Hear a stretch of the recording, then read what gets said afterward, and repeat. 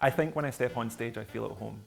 I feel really comfortable, and it's what I've literally trained my whole life for. From the age of 9, my dream was to be a performer, and I don't think I could be anywhere else. Burlesque lets you live your fantasy. Burlesque lets you be yourself. And burlesque, mainly for me anyway, lets me escape.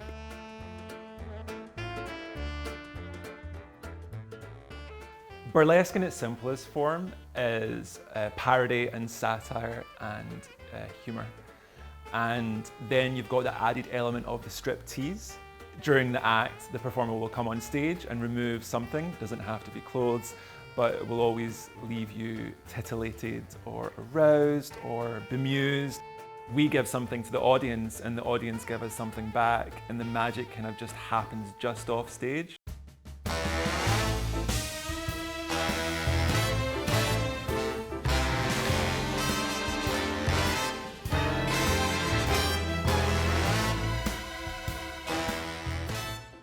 Burlesque definitely had the problem of being for the male gaze when it originally started. It was a dirty peep show essentially.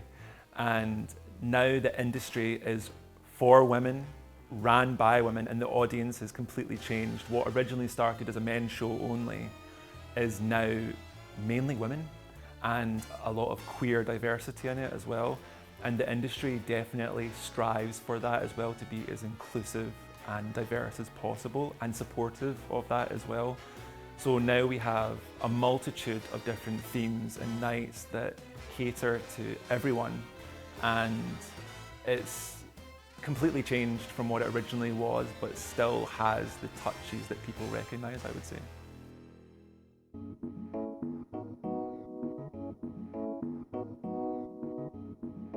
So when I first started performing, I didn't wear any makeup. And then when I started experimenting with it, I hated it. I thought it looked like Daisy the cow with the lashes on. And then the more I kind of experimented and got better at it, the more I enjoyed it. And I like feeling, I would say, pretty. Guys don't get to feel pretty very often. It's always handsome or like more masculine things, but just to be pretty and glamorous and to embrace that is nice. I started performing from the age of like 9 in church choir. My family are very religious, and I was actually brought up evangelical Christian. So I've been baptised and christened and had the Holy Ghost, but clearly that didn't work. On my very first performance, they came and saw me, including my dad and my mum and my sister. And it was really strange, but it was great that they were so supportive. It's weird to watch your son take his clothes off on stage, but they were supportive as they could be, I guess. So as someone who knew they were different from a young age, I would say I think every queer child knows from a young age that they're possibly different from everyone else. Definitely something you learn to embrace and love about yourself more as you get older, and be that be that queer person that you wish you saw when you were younger, going, oh, I wish I was that.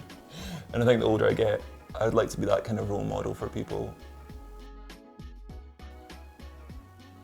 Almost there.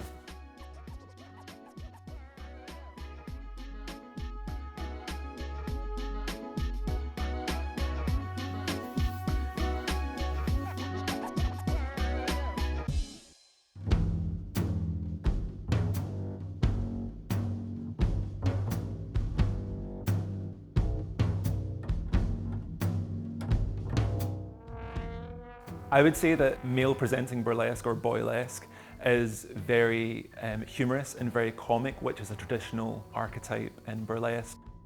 When I started performing, it was along the male kind of stereotypes.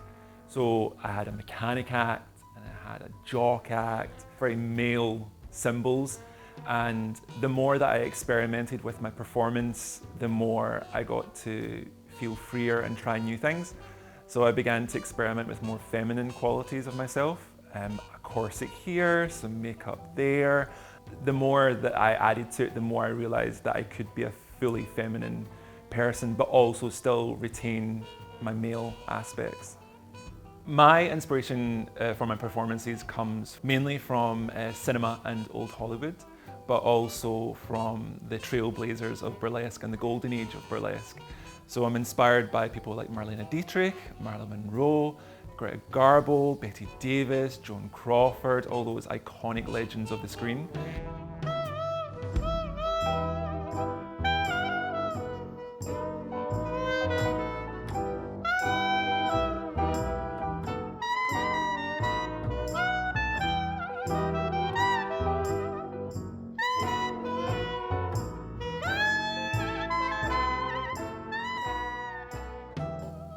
The more that I've been performing, the more I like to have guidelines rather than strict choreo, because we're working in different spaces every time and different venues.